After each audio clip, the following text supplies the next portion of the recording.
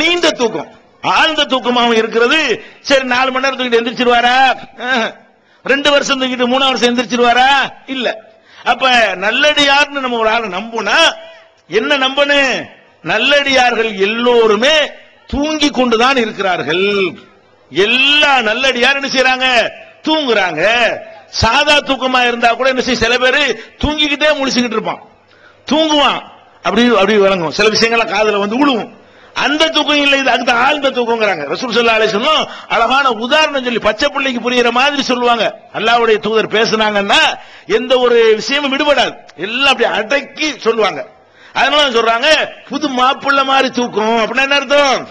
யாரும் டிஸ்டர்ப் பண்ண இயலாது, என்னத்தை கத்துனாலும் இடி இடிச்சாலும் அவனுக்கு விளங்காது. அந்த மாதிரி என்ன செய்வாரு? தூங்குவாரு. இப்ப நம்ம இந்த ரசூல் ஸல்லல்லாஹு அலைஹி வஸல்லம் அவங்க தான் உள்ள நடக்கிற விஷயத்தை சொல்ல முடியும். நீங்களோ நானோ பெரிய பெரிய அசர்த்துமார்கள் சொல்ல இயலாது. அல்லாஹ் சொல்லணும், அல்லாஹ்வுடைய ரசூல் சொல்ல வேண்டும். அப்ப அல்லாஹ்வுடைய ரசூல் அல்லாஹ் அறிவித்து கொடுத்து நமக்கு என்ன சொல்றாங்க? நல்லடியார்கள் தூங்கி கொண்டிருக்கிறார்கள். இப்போ ஒரு பேச்சுக்கு எடுத்துக்கிறோம். நம்ம பகதாதுல அடக்கம் செய்யப்பட்டிருக்காரு இல்லையா, அப்துல் கார் ஜீலானி என்பவர். அவர் நல்லடியார கெட்டடியார நமக்கு தெரியாது, அது அல்லாஹ்க்கு தான் தெரியும். ஒரு பேச்சுக்கு நல்லடியார் என்று வைத்துக் கொள்வோம். நம்ம நம்புற மாதிரியே, நம்ம நினைக்கிற மாதிரியே மகான் என்று வைத்துக் கொள்வோம். மகான் என்று வைத்துக் கொண்டால் இப்ப அவர் என்ன செய்யறார்?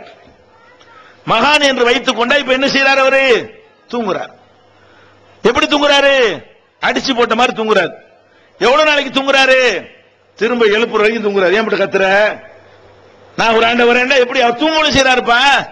அடே நல்லடியார் நீ நினைச்சேன்னு சொன்னா அவரை கூப்பிடாம இருக்கணும், அப்பதான் நீ நல்லடியார்னு நினைக்கிற. கூப்பிடாம இருந்தா தான் அவரை நீங்க அவுளியான்னு ஏத்துக்கிட்டீங்க. புரியுதா உங்களுக்கு? அப்ப ஒரு மனிதரை நல்லடியார் என்று நீங்க எப்ப நம்புகிறீர்களோ அப்பவே நீங்க முடிவு பண்ணீங்கன்னு அவரை கூப்பிடக்கூடாது. நல்லடியார் வந்து தூங்குவாங்க. இன்னும் சொல்ல போனா புது மாப்பிள்ளை தூக்கத்துல இன்னொரு அர்த்தம் இருக்குது. புது மாப்பிள்ளை தூக்கத்தை டிஸ்டர்ப் பண்ண விட மாட்டாங்க. நீங்க கல்யாணம் பண்ணி மாமியா வீட்டுக்கு போறீங்க, போய் தூங்குறீங்கன்னு வைங்களேன், யாரு வந்து கேட்டாலும் மாமியா வீட்டுல என்ன செய்வாங்க? இப்பதான் வெளியே போனாருவாங்க. ஏன்? மருமகன் அசல் தூங்கிட்டு இருக்கிறாரு, அவர் ராத்திரி முடிச்சிருப்பாரு, அவரை போய்கிட்டு தேடி நண்பர்கள்லாம் வருவாங்க. என்ன சொல்லுவாங்க? மாமியா வீட்டுல இல்லையே, வெளியே போயிட்டார. எதுக்காக வேண்டி? டிஸ்டர்ப் பண்ணக்கூடாது மருமகனை, நல்லா அசல் தூங்கட்டும், தூங்கினா தான் நல்லா சந்தோஷமா இருப்பாங்க அப்படின்னு சொல்றாங்களா இல்லையா? அப்ப டிஸ்டர்ப் பண்ணாம இருக்கணும். புது மாப்பிள்ளை தூக்கத்தை டிஸ்டர்ப் பண்ணக்கூடாது. அப்ப புது மாப்பிள்ளை தூக்கம்னு சொன்னதன் மூலமாக யாரும் தொந்தரவு பண்ணாதீங்க, அவங்களுக்கு விளங்காது, எந்திரிக்க போறது இல்ல, எதுக்கு அனுபவம் கத்துறீங்க? இதான் மேட்ரு. இப்ப விஷயம் விளங்கிருச்சா? கபருக்குள்ள உள்ள விஷயங்களை பற்றி ஏன் நீங்க தீர்மானிக்கிறீங்க? அல்லாஹ் ரசூல் என்ன சொன்னாங்களோ அதை சொல்லிட்டு போங்க. அல்லாஹ் ரசூல் நமக்கு என்ன சொன்னாங்களோ அதை சொல்லிட்டு போனோம்னு சொன்னா இது மாதிரி செய்வாங்களா? நம்ம ஊர்களில் என்ன நடக்குது? ஒரு நல்லதுக்கு எதா இருந்தாலும் அவர் மைதீன் ஆண்டவர் தான். நாங்கெல்லாம் சின்ன பிள்ளையில உட்கார்ந்தா யா முஹிதீன், எங்க அம்மா சொல்லி தருவாங்க. உட்கார்ந்தா என்ன செய்யணும்? யா முஹிதீன் தான் உட்காருவாங்க, யா முஹிதீன் தான் எந்திரிப்பாங்க. சாப்பிட்டா யா முஹிதீன் தான், தலையில முட்டிச்சு நில முட்டிட்டா யா முஹிதீன் தான். சில நேரங்கள்ல பெண்கள் இந்த பிரசவ வேதனையில துடிப்பாங்க, பக்கத்துல உட்கார்ந்து இந்த கிழடு கட்டெல்லாம் சொல்லி கொடுக்கும், யா முஹிதீன் சொல்லு, யா முஹிதீன் சொல்லு. என்ன அப்படின்னா என்ன அர்த்தம்? அவர் தான் எல்லாத்தையும் காப்பாத்து வரோம். யா முஹிதீன் முஹிதீனே முஹிதீனே முஹிதீனேன்னு கூப்பிடுறீங்களா? அவர் யாருங்கிற? அவர் மனுஷர். நல்லடியார் நினைக்கிறீங்களா? நினைச்சிட்டு போங்க. தூங்குறாரு, ஏன் போட்டு கூப்பிடுறீங்க? நல்லடியார் நினைச்சீங்கன்னு சொன்னா வாயை திறந்து கூப்பிடாதீங்க.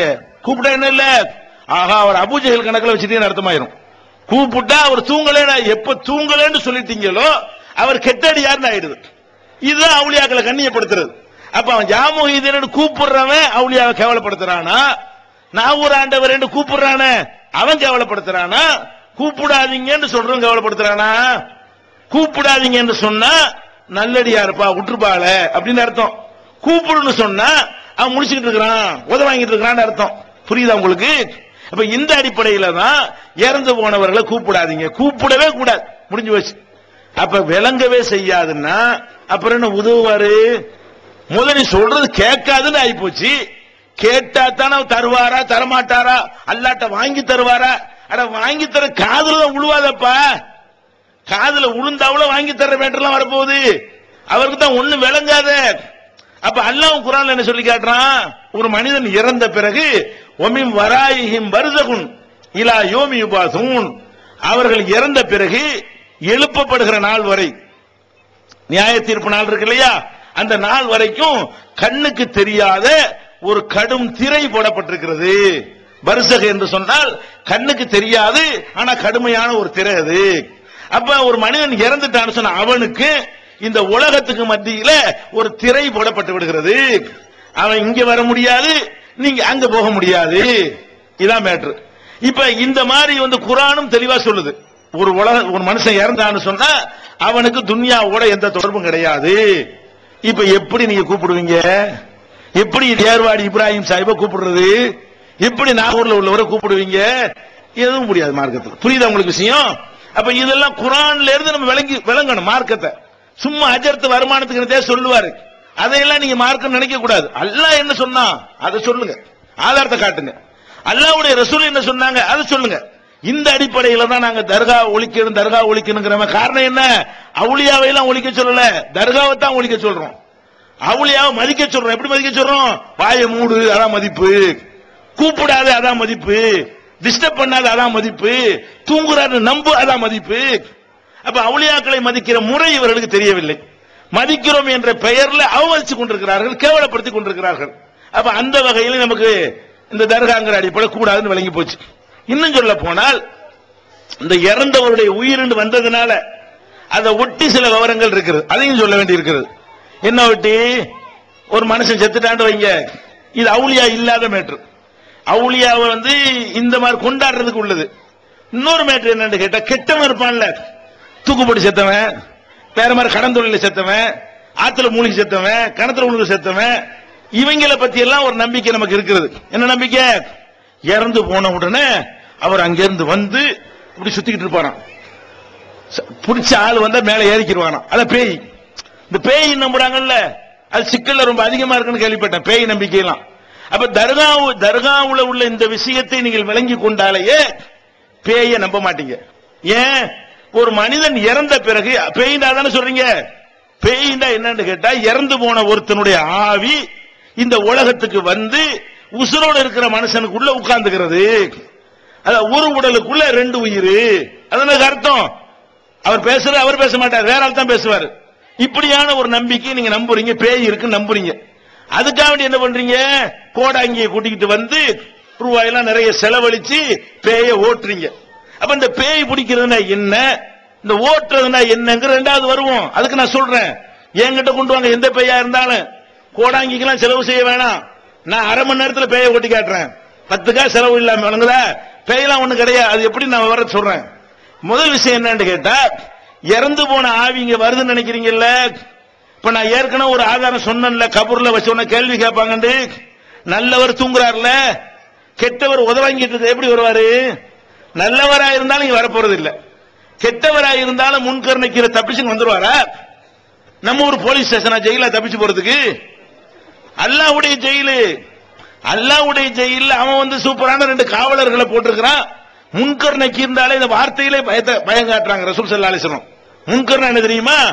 பயங்கர கொடூரமான ஆள்னு அர்த்தம், இறக்கமெல்லாம் காட்ட மாட்டார்னு அர்த்தம். நக்கீர்னு சொன்னால் அதான் அர்த்தம். முன்கருங்கிற வார்த்தைக்கு நக்கீருங்கிற வார்த்தைக்கு பார்த்தாலே பயப்படக்கூடிய, கொடூரமா இருக்கக்கூடிய, பார்க்க சகிக்காத 2 பேரை நிப்பாட்டி வச்சிருக்காங்க அல்லாஹ். ஒவ்வொரு ஆளுக்கும் எனக்கு 2 முன்கர் நக்கீர், உங்களுக்கு 2 முன்கர் நக்கீர். எந்திரிச்சு நவர முடியாது. அப்ப 24 hours 2 பேருடைய கண்காணிப்புல நம்ம இருந்து கொண்டே இருக்கும் பொழுது அவங்களை தப்பிச்சு வந்துட்டோம் என்று சொன்னால் அல்லாஹ் கையால் ஆகாதவன் ஆகுமாதா? அஸ்தக்ஃபிருல்லாஹ். அதனால அர்த்தம் அல்லாஹ் காப்பாத்தணும் அப்படி சொல்லக்கூடாது. நம்ம செயல் அந்த கருத்தை தருதா இல்லையா? நீங்க என்ன சொல்ல வர்றீங்க? அல்லாஹ் பிடிச்சு வச்சிருந்தானா தப்பிச்சு ஓடியான்ட்டாரு அப்படின்னா என்ன அர்த்தம்? அல்லாஹ்வுடைய பிடி லேசானது. அல்லாஹ் என்ன சொல்றான்? இன்ன பத்ஸ ரப்பிக்கல ஷதீதுங்கறான், என்னுடைய உன் இறைவனுடைய பிடி ரொம்ப கடுமையானதுங்கறான்.